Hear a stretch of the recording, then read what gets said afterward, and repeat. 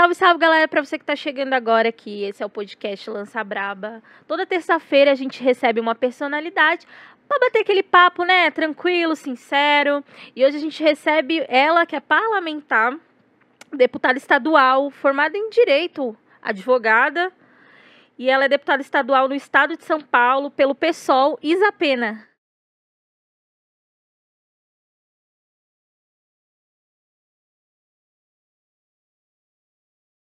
Você atua como advogada? Atuei bastante. Atuei na advocacia trabalhista e acabei também, por conta da militância, atuei no criminal um tempo, pegando denúncia de tortura em presídio, no ITTC, que é o Instituto Terra, Trabalho e Cidadania. Depois, acabei, por conta da militância, tendo que aprender a lidar com casos de violência contra a mulher, né? Isso foi uma coisa mais de militância do que de escritório mesmo. Mas eu tive um escritório, né?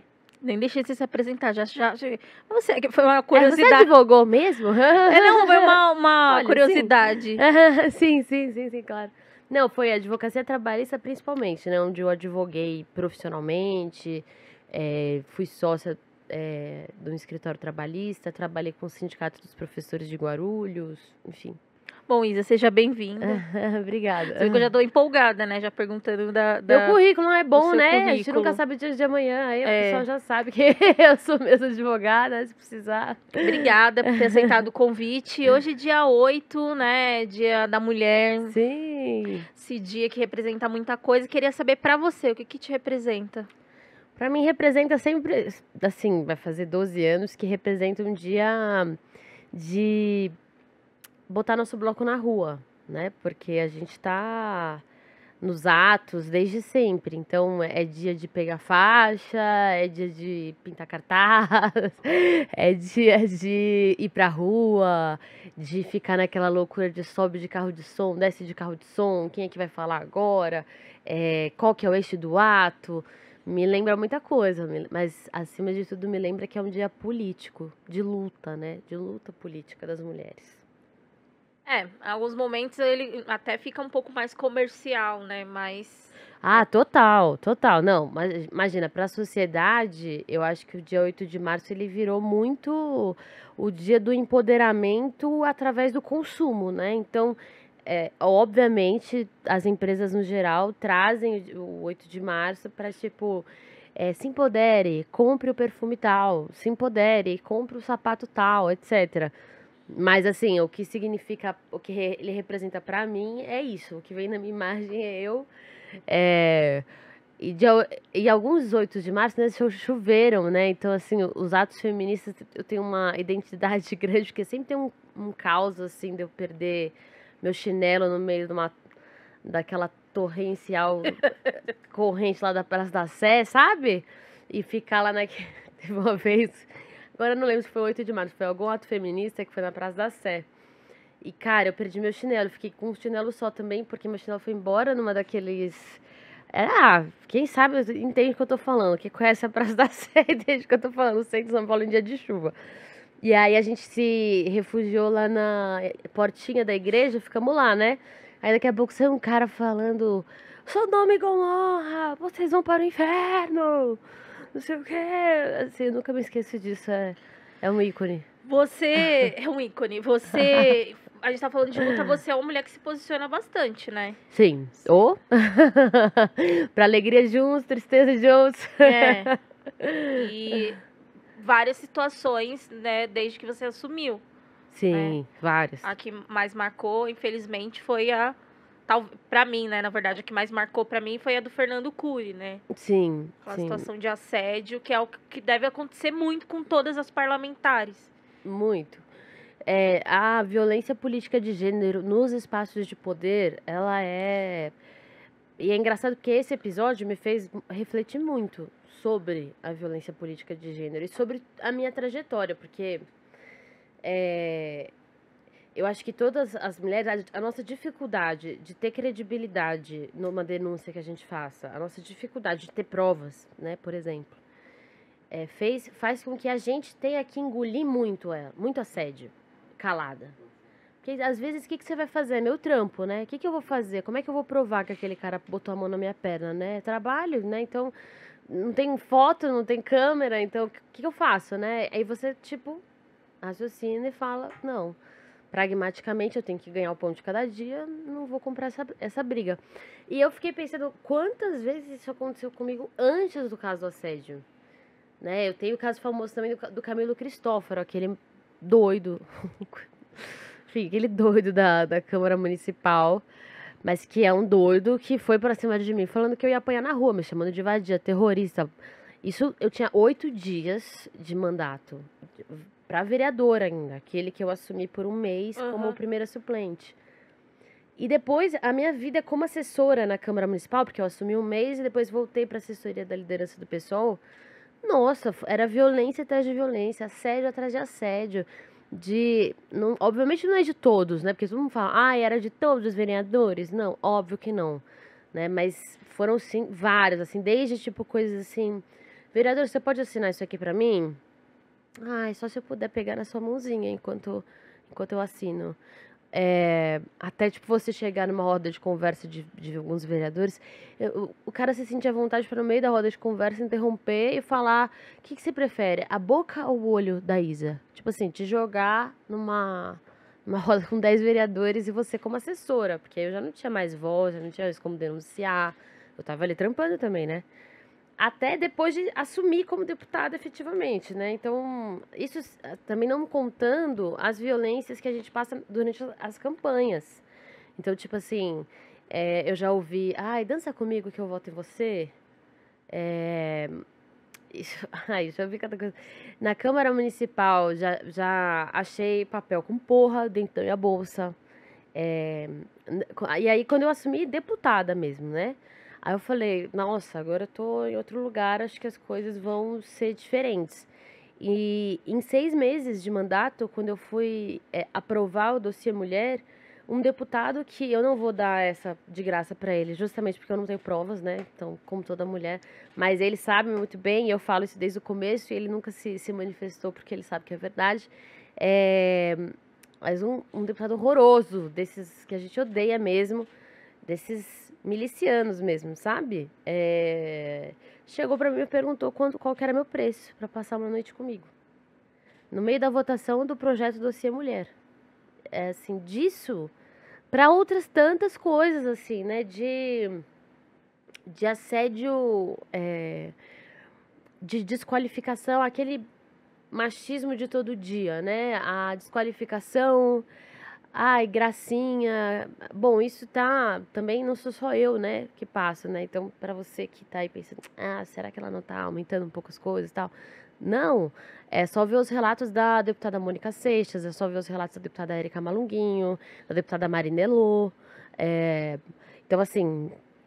Tem uma coisa que eu queria trazer pra nossa conversa que permeia a discussão sobre o assédio moral. Os vários tipos de assédio, que também é sofrível por aquelas que, de certa forma, não seguem uma cartilha da esquerda do partido. Eu pergunto isso exatamente porque algumas semanas atrás eu entrevistei a Tabata, e ela é uma figura política que acaba, às vezes, trazendo grandes questionamentos dentro da esquerda. Ela se entende como uma pessoa centro-esquerda, mas uma parte da esquerda diz que não. Mas ela sofre assédio. E muitas das vezes esse assédio não é da direita. Não, sim, ixi Maria. Aí, pois é, então, aí isso é uma dimensão, né? Isso aqui eu falei pra vocês, que é o assédio do inimigo. Tem o assédio, sim, e eu sofri muito assédio também em espaços da esquerda. Eu acho que, assim, por exemplo, né, um caso aqui, um militante super famoso, advogado, dirigente partidário,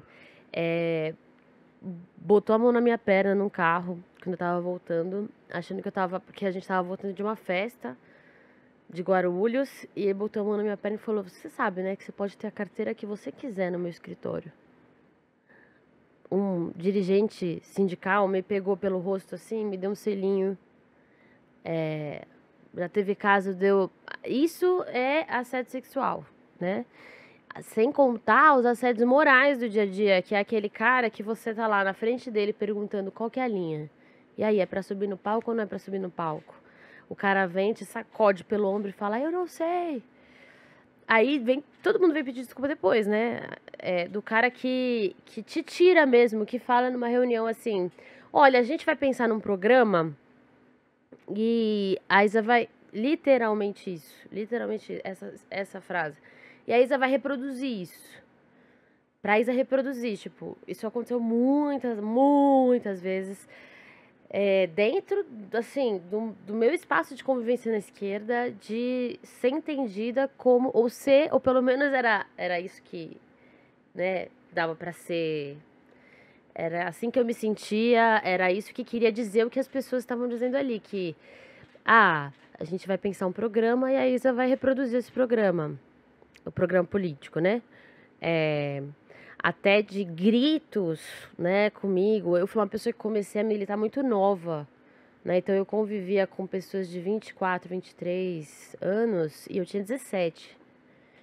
Então, então acho que assim, foram várias dimensões de assédio aí, assédios que aí tem aquela coisa também dos assédios no sentido de colocar toda a responsabilidade em você, ou seja, quando o balanço é positivo, o mérito é da coletividade. Então, gente, acertamos, parabéns para nós e tal. Quando o balanço é negativo, a responsabilidade é da mulher. Até outras coisas, tipo, numa das primeiras reuniões para elaboração da minha primeira campanha, que foi a deputada estadual, um dos dirigentes falou, tá na hora de aprender a usar corretivo e base, né? Você saiu com essa cara de ressaca, e eu realmente estava de ressaca. Mas com essa cara de ressaca aí você não vai ganhar voto nenhum. Então, assim, situações como essas que eu tô relatando aqui, mais sutis do nosso dia a dia, inúmeras. Por quê? Porque a esquerda brasileira tem uma trajetória, historicamente, de não entender o feminismo como pauta estratégica. Isso mudou, é muito recente, na formulação, na resolução dos partidos de esquerda. O feminismo, a luta antirracista, a luta anti-LGBTfóbica entraram como pautas estratégicas, a luta contra o patriarcado, contra o colonialismo, enfim. Entraram como lutas estratégicas muito recentemente na formulação da esquerda brasileira. Algumas mal entraram, né? A gente vai falar um pouco da discussão sobre a velha política e as oligarquias dentro da política, mas ainda pensando nessa discussão sobre você ser uma figura que articula uma discussão de gênero, você se posiciona bastante. Muitas das vezes esse posicionamento, ele não é o que o partido quer. Sim. Que eu acho que é uma coisa que figuras como você, a Tabata... tô tentando pensar mais algumas que... Eu sinto, inclusive, uma divisão. Para mim, por exemplo, quando eu falo da Érica Hilton, da Érica Maluguinho, eu sinto que existe uma questão de seguir uma cartilha de dentro do partido, mas que é um outro tipo de filiação, né? É mais... Às vezes você está usando mais a legenda do que você está se filiando e defendendo aquela bandeira. Sim. Você vem de uma tradição de militância dentro do PSOL. Eu te conheço do movimento estudantil. Mesmo que você estivesse lá na PUC, às vezes a gente acabava se encontrando nos espaços de militância estudantil. Então, você era da USP, né? Existe uma construção, né? Total. Do partido. E muitas das vezes eu sinto que você disse não e decidiu seguir aquilo que eu... total, porque assim... O que eu acho que as organizações políticas, aí você citou o movimento estudantil, é um ótimo exemplo para isso, né? O movimento estudantil, ele forma muita gente muito boa, né? Inclusive pessoas que até hoje eu tenho muito respeito, né? Como sujeitos da política. Agora, no movimento estudantil ficaram aquelas disputas que estão lá paradas no século XX.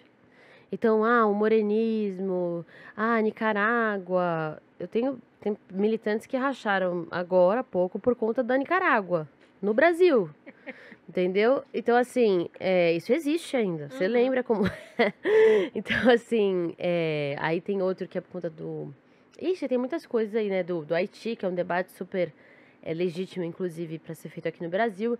Então, assim, a esquerda brasileira, ela ficou lá parada. Eu sou essa pessoa. Por quê? Porque eu concluí que depois de ver, de andar e de transitar, como você mesmo disse, né? Eu saí do movimento estudantil, aí no meu último ano de faculdade, eu trabalhava e passei na OAB e fiz minha primeira candidatura.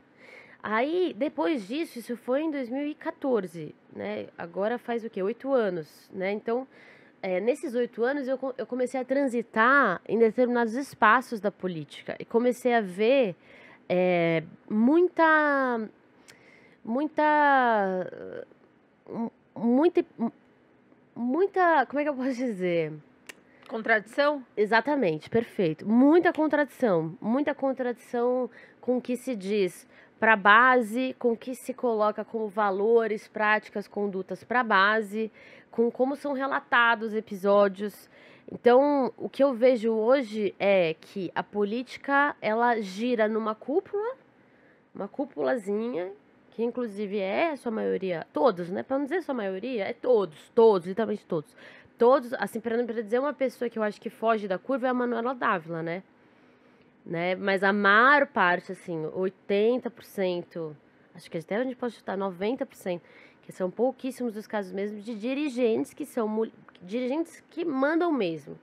Que a gente tem os dirigentes nomeados lá na nominata dos partidos, mas todo mundo sabe que tem aqueles que realmente mandam nos partidos políticos.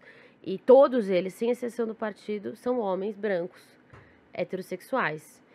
Os que mais mandam, pelo menos, né? A gente vai ter aí raríssimas exceções, mas no geral é isso. Então, isso faz com que a gente tenha um problema, que é uma origem social da esquerda que não dialoga com os temas que estão mais urgentes na sociedade. Por exemplo, o genocídio da juventude negra, né? A gente teve lá atrás uma iniciativa do Comitê contra o Genocídio da Juventude Negra, mas hoje a gente vê que a disputa ela tá muito mais eleitoral, tá muito mais no âmbito eleitoral. Não é uma disputa de o caminho para a transformação é por aqui, o caminho da transformação é por ali. Eu acho que a esquerda brasileira ela tem um poder o poder de decisão ele é concentrado numa cúpula que, na minha opinião, é falha na sua representatividade e na sua legitimidade enquanto direção. Não só pela composição, como eu disse, que não representa a realidade do povo brasileiro, mas também pelos métodos em que essas pessoas se mantiveram no poder. Essas direções estão há 30 anos dirigindo a esquerda. Então, eu acho que uma renovação, e eu não tô falando que eu sou, não, renova, que tem desses, né, que você fala, eu quero renovar, mas eu quero renovar só pra eu entrar. Quando eu entrar, fica tudo igual. Não, de fato é necessária uma renovação, porque as técnicas, a forma de fazer política muda. A velocidade de informações, por exemplo, faz com que cada vez mais a gente tem um lado positivo, que é a visibilidade, mas de outro a gente tem desafios. Hoje o dirigente ele não pode mais centralizar todas as informações na mão, porque tem grupo de WhatsApp, né? A coisa tá girando de outro jeito. E a esquerda tá com uma dificuldade enorme de entrar nessa nova forma de fazer política, de se colocar enquanto alternativa, de pensar em atualizações programáticas necessárias. A crise do meio ambiente está aí, por exemplo, para citar outro exemplo fora até da nossa, né, atuação, enfim. A crise do meio ambiente é algo estratégico e, no entanto, a gente tem parte da esquerda que a única resposta que eles têm para isso como é que eu ouvi de um catastrofista, que quem entende a crise do meio ambiente como uma crise que, por exemplo, impõe uma divergência entre a própria burguesia, que impõe uma crise terminal. Não é para o regime capitalista, né? É para o mundo mesmo. É para nós, né? Tipo... Game over. Game over, vai todo mundo morrer. E não, existe, por exemplo, esse negacionismo na esquerda com relação à crise ambiental. Né? Que se quer pensar num projeto desenvolvimentista, se quer debater se tem que ter arma nuclear ou não. Tipo, em 100 anos, o ar... vai ser respirado, as doenças respiratórias vão aumentar, tem mais plástico que peixe no mar, entendeu? Então, assim, a política produz muitas contradições. E aí eu acho que eu entrei, enquanto eu estiver na política, aquilo que você começou falando, eu sim tomei essa decisão. Poderia ter seguido outro caminho que seria muito mais confortável para mim. Eu não teria perdido amigos, etc. Eu não teria perdido pessoas do meu lado, o conforto de estar atrás de uma organização, atrás de um nome que é pessoas que vão brigar por mim, etc. Mas eu fiz uma escolha diante dessa cena, que eu pude ver ela de ângulos diferentes da política, eu fiz uma escolha de não só não ficar quieta quanto a essas contradições, mas de ter, de falar o que eu acho. E você acha que, por conta dessa escolha de renovação, você acaba tomando decisões como ir naquele ato que o MBL chamou com o PDT? Foram esse tipo de escolhas que às vezes você acabou tomando? Eu acho que essa escolha em específico tinha a ver com um protesto na época que eu queria fazer contra a forma como as campanhas do Fora Bolsonaro estavam sendo tocadas. A gente teve mais de 50%, 57% da população naquele momento apoiava o impeachment. E, no entanto, a principal liderança, que hoje, inclusive, é provavelmente quem eu vou apoiar, né, desde o primeiro turno, que é o Lula, não fez um chamado, né? Então, assim, não fez um chamado para o povo ir para a rua. Então, houve não só da parte dele, eu tô falando dele porque ele é o principal, mas de toda essa direção da esquerda, um abandono. Por quê? Porque vamos derrubar nas eleições. Só que o problema de derrubar nas eleições é que o fascismo sair pela porta da frente abre um precedente e deixa o Brasil na eterna condição de como a gente... na eterna condição de estar refém desses mesmos sujeitos na política. A gente até hoje é refém dos militares na política brasileira. Até hoje. Desde os privilégios que eles têm. Por quê? Porque terminou a ditadura militar, a gente não rompeu. A gente não aferiu responsabilidade, a gente não aferiu culpa por tortura, a gente não... Isso está sendo feito agora na Comissão de Memória, Verdade e Justiça, que é boicotada em muitos momentos, ainda mais pelo atual governo, nem se fale. Então, eu acho que a gente vai numas de... assim... no Brasil, né, a gente tem uma mania de conciliação, um projeto de conciliação, onde já não é possível conciliar, é preciso resolver questões, é preciso, sabe, se dar resolução, precisava ter responsabilizado, precisava ser crime um deputado, na época, o próprio Bolsonaro, chegar e falar viva Ustra, isso precisava ser crime. Assim como é crime fazer apologia ao nazismo, fazer apologia a um torturador, provado, não tem isso, provado, deveria ser crime no Brasil. E, no entanto, não é, porque a lógica da política brasileira é sempre a da negociação. E cada vez mais, como a economia não é a mesma da década de 90, década de 2000, enfim, cada vez mais... o mundo, o espaço para você ficar em cima do muro, ele vai acabar. Os próprios petistas, agora que eu conversei, têm plena noção de que mesmo se o Lula ganhar, ele vai ser um governo de tensionamento. Ele tem que ser um governo capaz de chamar o povo para a rua. Porque senão como é que vai revogar a reforma trabalhista? Como é que vai implementar? Se não tiver povo na rua.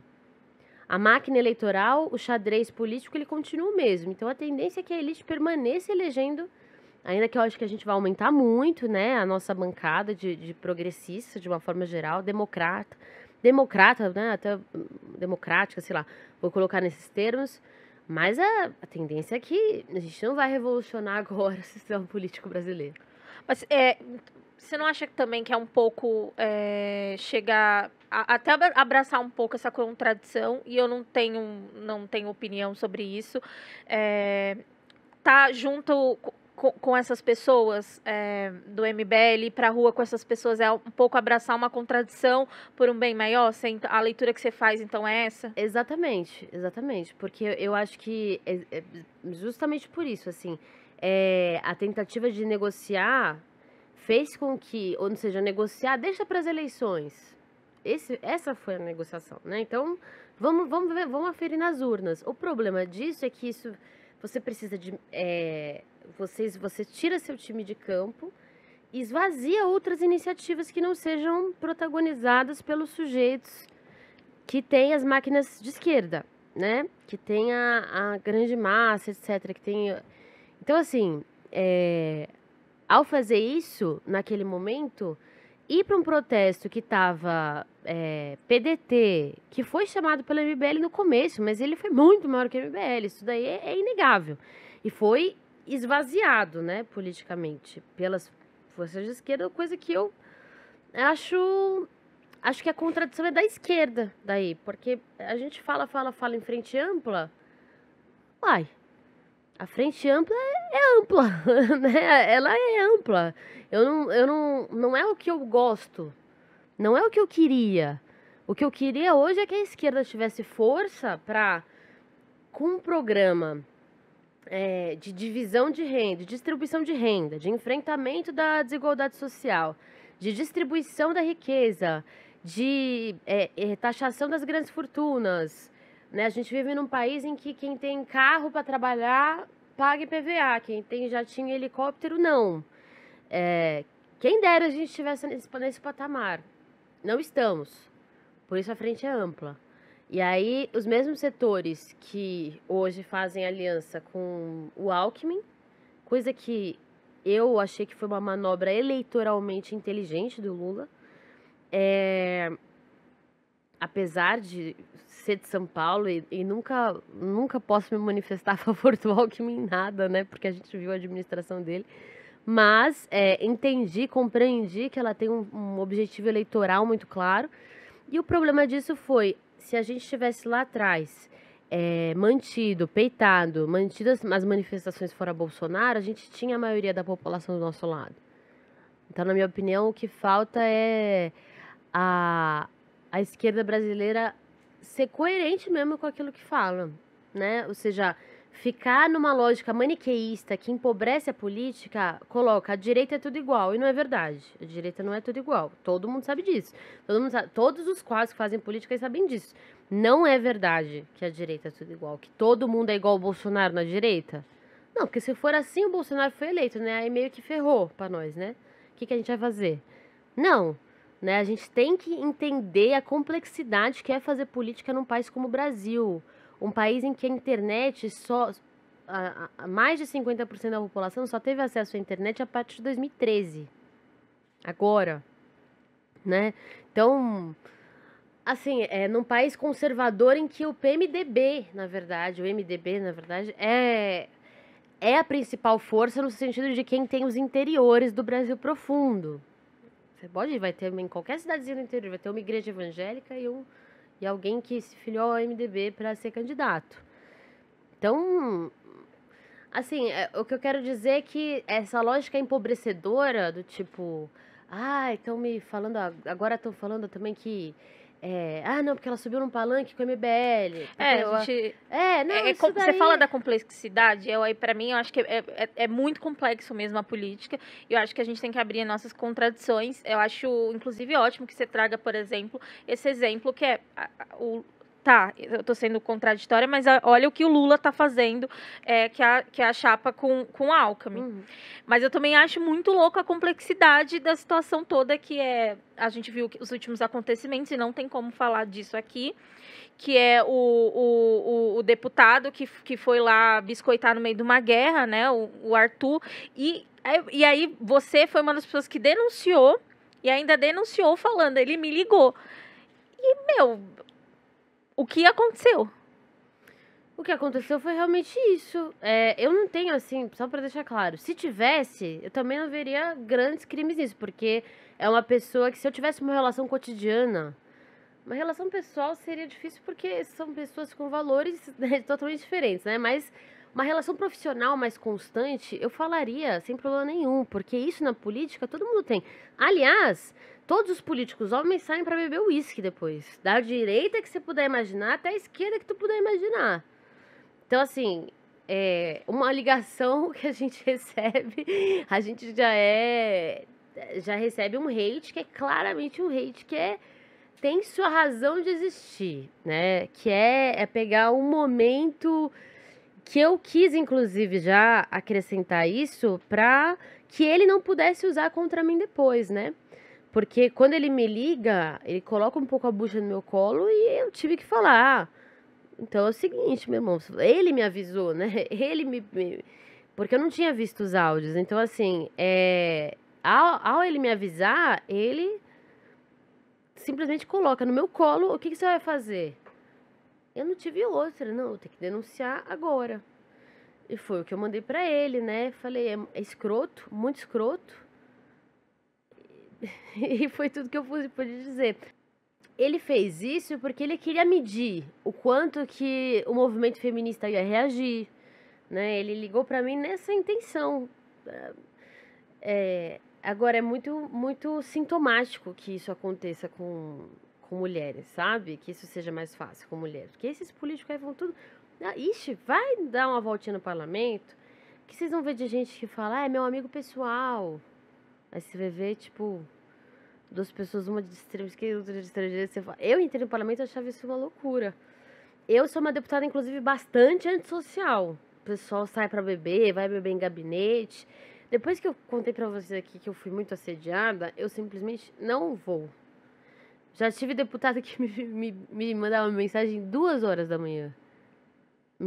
Então, assim, eu não vou, não tenho relação política, eu fujo de situações de relações pessoais, em regra, com outros parlamentares, e até, para ser sincera, de todos os campos, porque eu já aprendi que, mesmo na esquerda, a gente tem esses assédios aqui que eu comentei, vários também foram por parlamentares de esquerda, né? Enfim. Então, assim, eu sou isso aí, né? Eu sou bastante sincera. Eu realmente não tenho o que esconder. Eu fico dando risada, assim, das coisas na internet. Eu sei que tem muito oportunista. Eu sei que na minha trajetória eu acumulei pessoas que querem me ver pelas costas. Então, ao entender tudo isso, eu vejo isso com uma certa tranquilidade também. Que hoje, antes eu ficava mais nervosa com isso, né? Não sei o que, tá falando na internet, blá blá blá. Tipo, hoje a pessoa fala que eu tenho um caso com Kim Kataguiri, daqui a pouco eu sou amiga do Arthur. Eu falei, tem muita gente na internet, uma fanfic, né, como chamam por aí, que é uma história inventada e tal. Essas coisas é total machismo, gente, é total machismo. Por que não inventam que, sei lá, 2 pessoas que vão beber entre si, 2 deputados que vão beber uísque junto, por que eles não têm o caso? E eu que recebi uma ligação agora da Ucrânia, cidade que eu achei normal. Não, óbvio que eu não achei normal o cara me ligar da Ucrânia. Mas, uai, aconteceu. O cara queria dar uma sondada, aí eu fui ouvir os áudios, na hora gravei o vídeo, na hora liguei pro jurídico, pedi pra representar. Azar o dele que me ligou da Ucrânia e ainda me avisou. Que foi a hora que cometeu um crime, né? E você tá representando? Fui a primeira. Todos os pedidos que entraram agora vão ser apensados ao meu. Né? Porque eu entrei de cara. Assim, eu achei...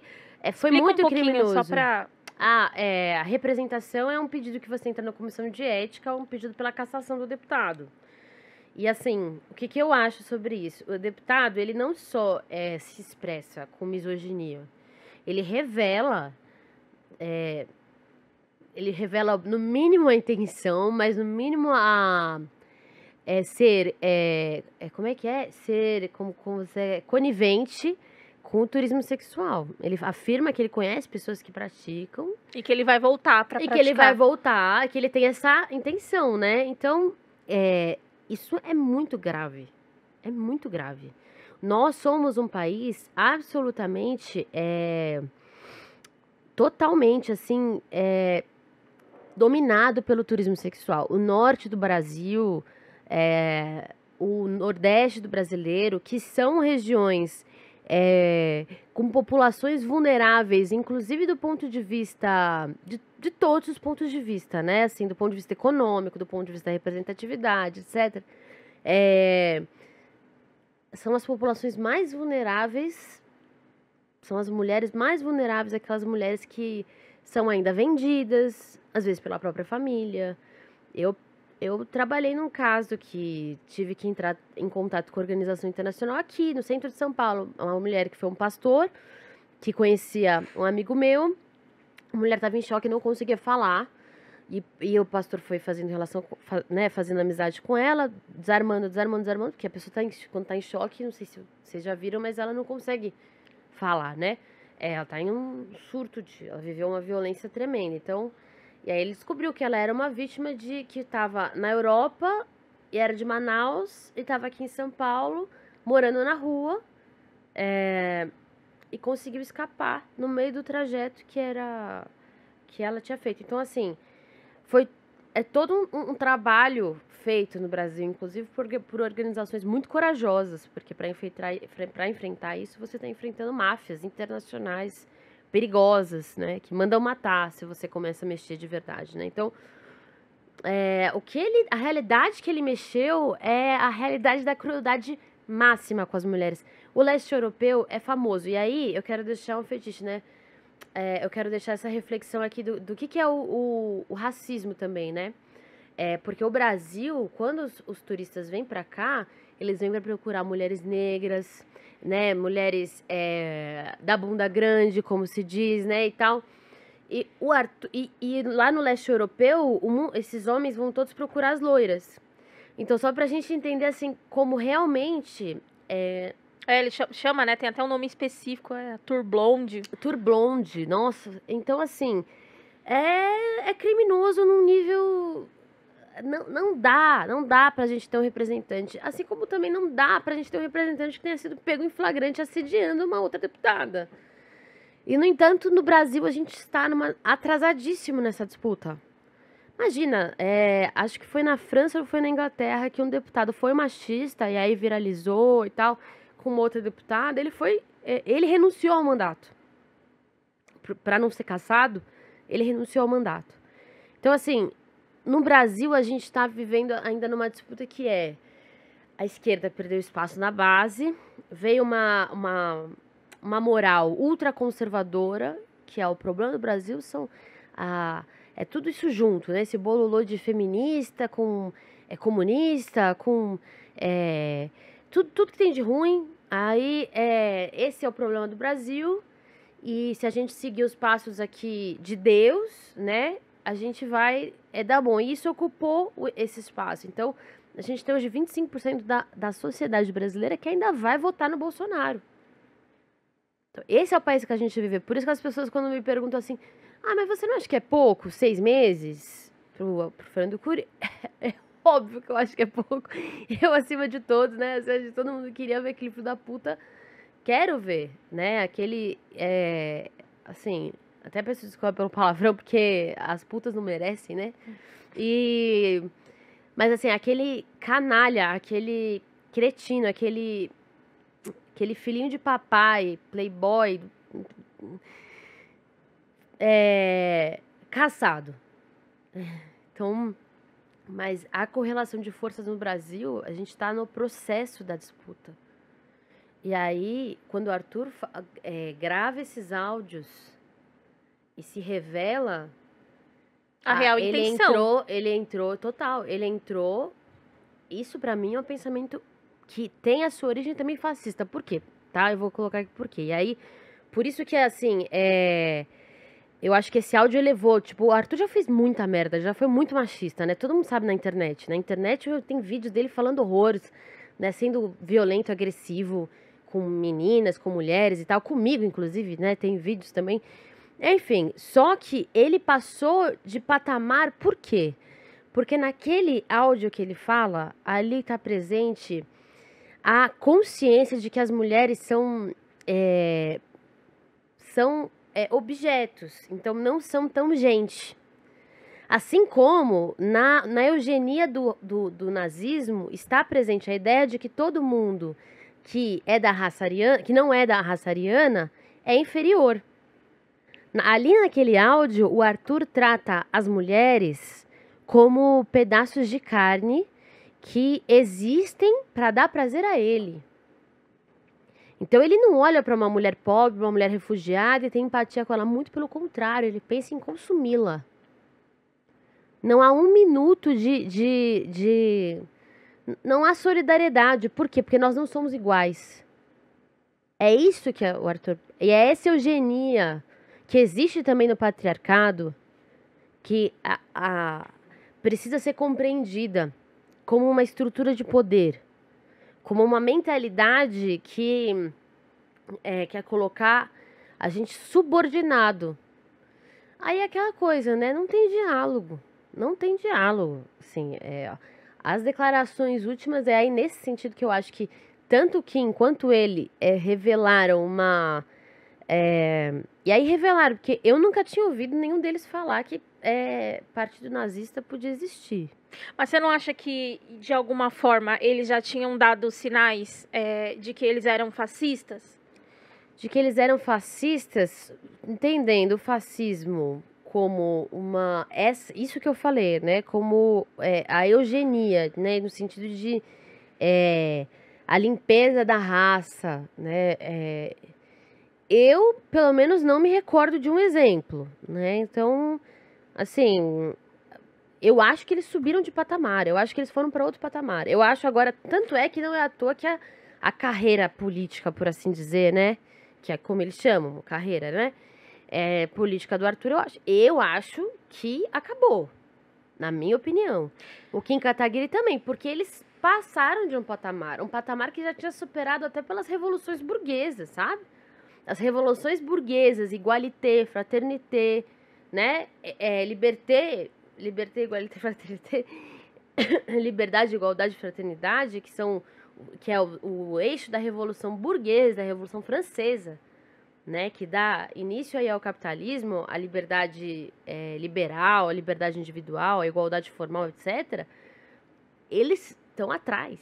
É porque a gente recebeu aqui o Jones Manuel e ele até tem uma frase que a gente sempre, quando a gente vai brincar, a gente sempre usa, que é o liberal aqui no Brasil, ele é um fascista de férias, né? Não existe uma construção do liberalismo aqui no Brasil, né? São todos fascistas. Não, então, aí esse eu acho que é o perigo, entendeu? Da gente não saber distinguir.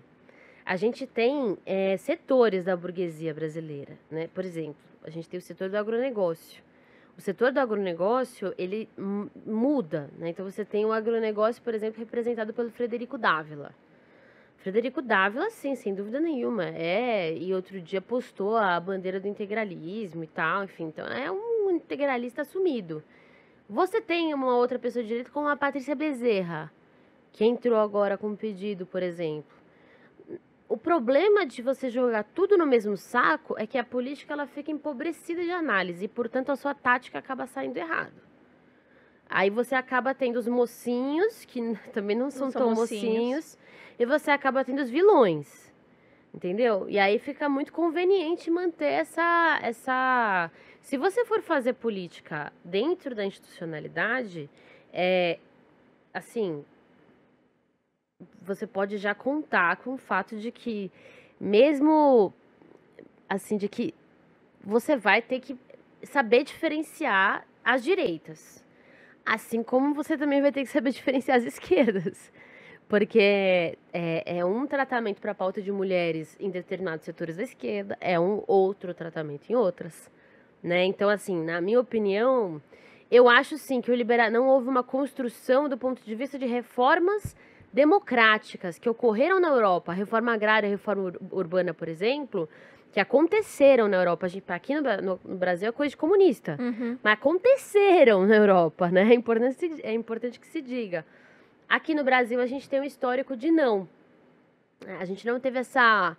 Os coronéis de antigamente são os imperadores, foram imperadores, foram a família real, ou seja, eles estão aí desde as capitanias hereditárias mesmo. Enquanto que nos Estados Unidos, por exemplo, a gente tem uma guerra civil, né, que até hoje, inclusive, tem seus impactos. Então, eu não tenho acordo com essa frase, no sentido de que é preciso... E no cotidiano da política institucional é preciso você saber diferenciar direita de direita, senão... E de esquerda, senão é você e mais 3, mais O2, e olhe lá. Você foi falando, eu lembrei muito do que a gente conversou com a Tabata e ela fala um pouquinho ela explica por que o voto dela, sim, na reforma trabalhista, pensando que ela ia conseguir desidratar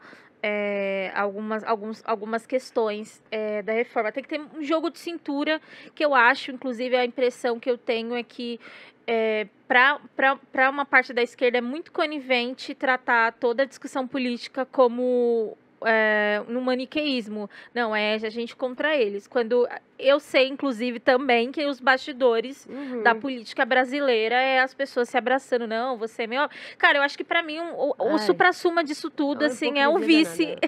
É o vice do Lula, cara. Quem que é o vice do Lula? Entendeu? Assim, é a esquerda indo almoçar, jantar com...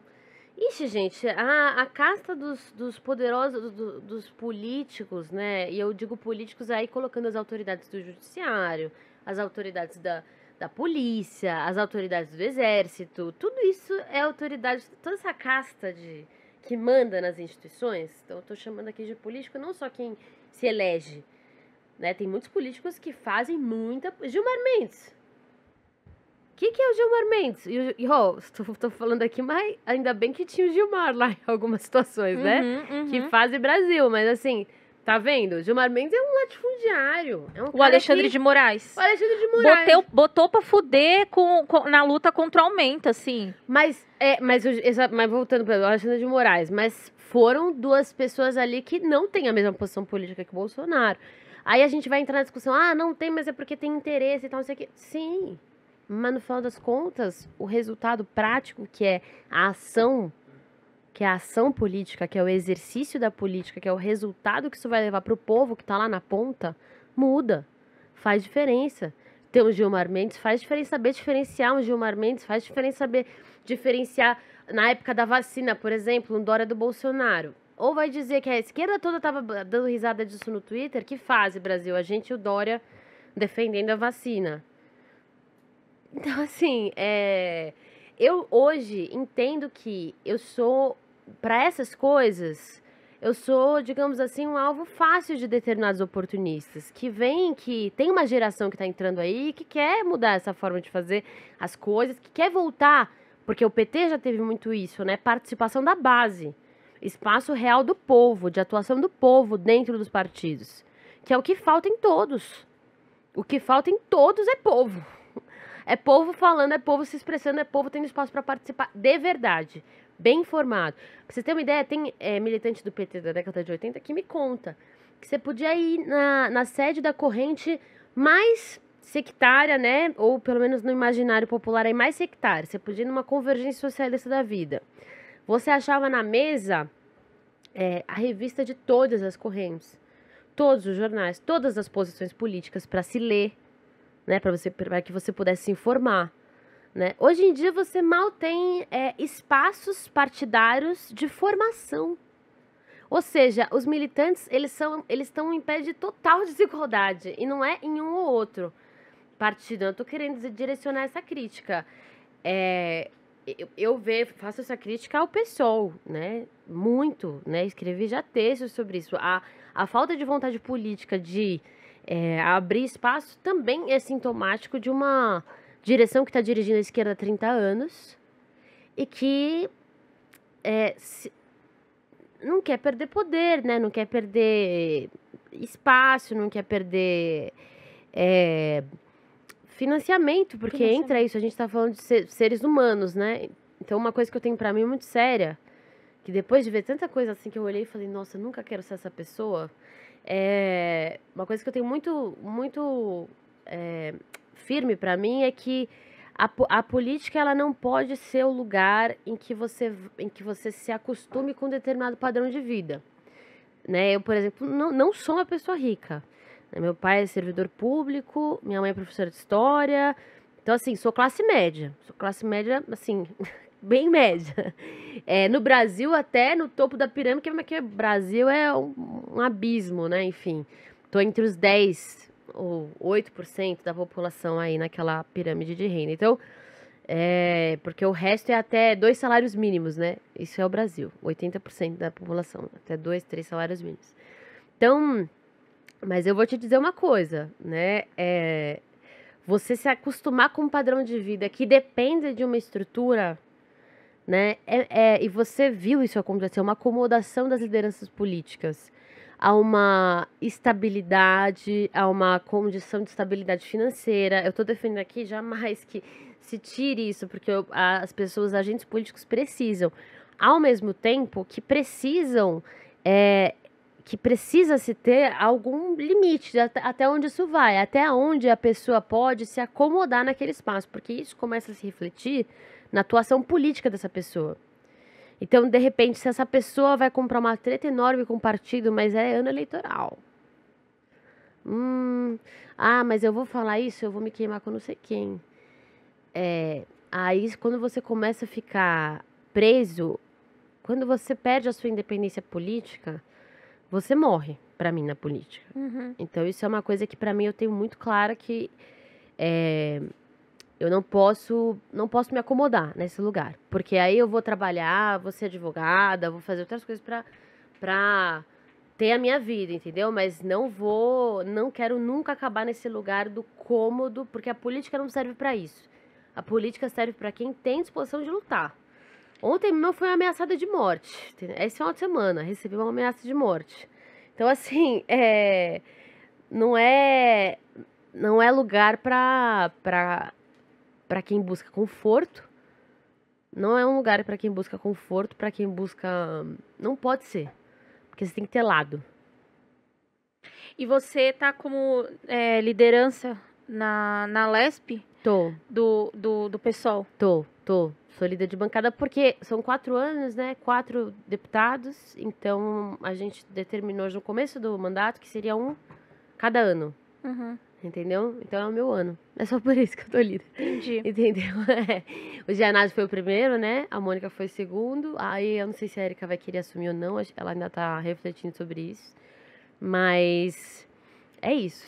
E se um dia você precisar sair do partido, você tomaria essa escolha?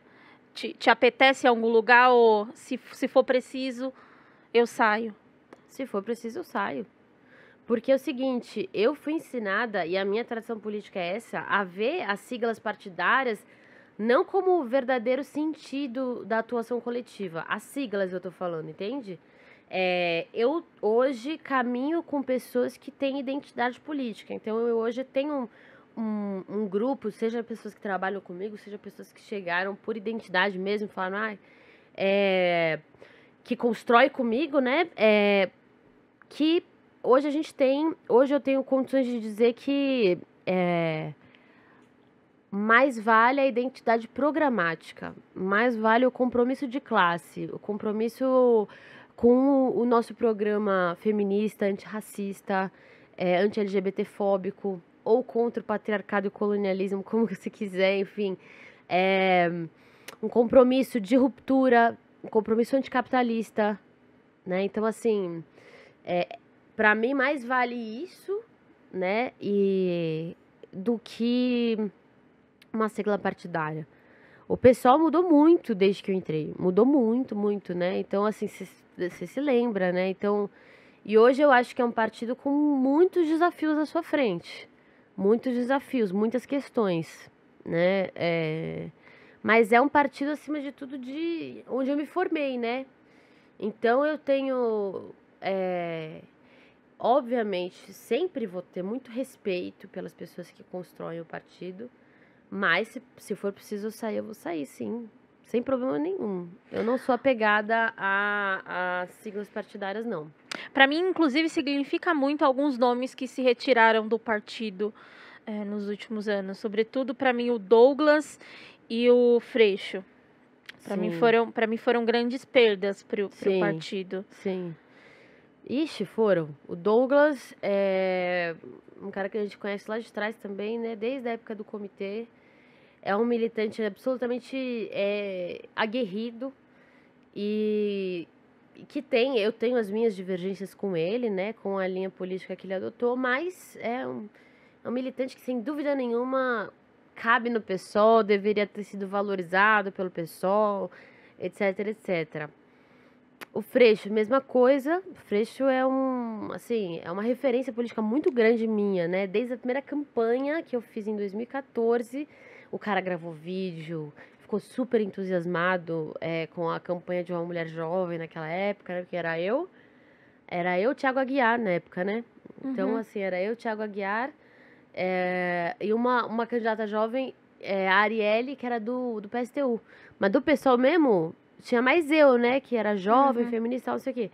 Então, foi um cara que, nossa, desde o começo me apoiou muito. Então, é uma pessoa que eu confio, sabe? Confio.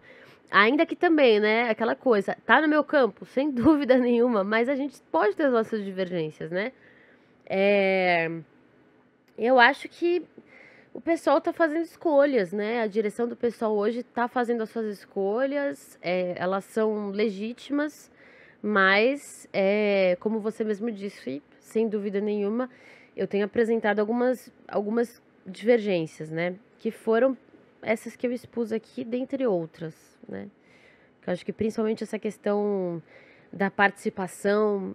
Então, a partir do momento que eu fiquei independente, para você, se você não tá em alguma das Você tá correntes... independente hoje, né? Você não Tô tá... independente. Se você não tá em alguma das correntes, se você não tá em alguma das cúpulas das correntes, a tua vivência partidária política, ela vai a zero. Como eu sempre fui de corrente, que você me conhecia, né? Como eu sempre fui do mesmo grupo político, era uma coisa que eu não tinha dimensão, eu não tinha essa visão de quem era independente. E entrava no PSOL, a dificuldade que era de você ter acesso à informação, de você ser chamada, ser envolvida nos debates. E se é para mim, para uma parlamentar independente, eu imagino para quem não é parlamentar e é independente, né? Então hoje, acho que isso não é segredo para ninguém, não é uma coisa que... É uma crítica política fraterna aí que eu deixo pro pessoal. A gente estava falando bastante de política e renovação. A vida política, ela tá mais instagramável, né? Instagramável, né? No sentido também de que muitos dos influenciadores decidiram ir para a vida política. A gente estava... Você até começou falando que a gente está falando nos bastidores, que você foi num podcast de uma galera que tá dentro da polícia e que não concorda. A gente tem muito influenciador dentro do campo da segurança pública. Eu vejo isso principalmente porque eu também fui do direito, não terminei, mas minha área de estudo era populismo penal midiático. E para mim isso assim Pode crer. uma nova fase do datenismo, né? Do fenômeno do datenismo. Então é policial. O Cunha da vida, Exatamente. Da vida, né?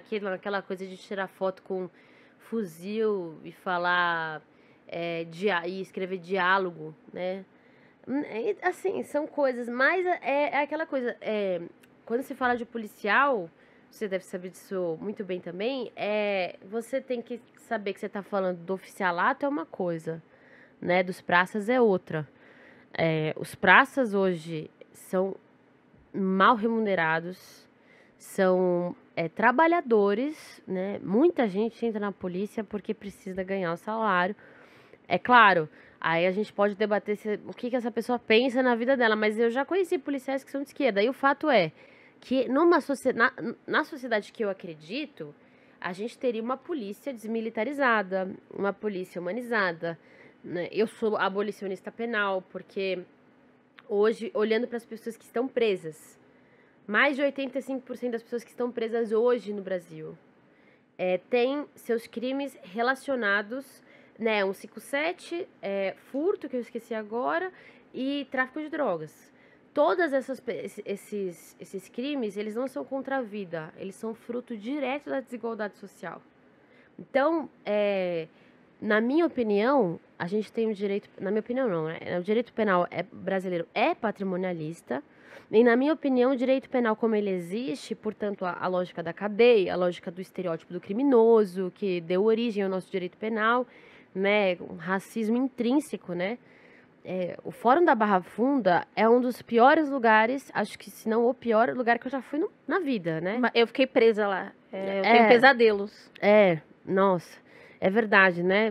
Me lembro. Governo Alckmin. É.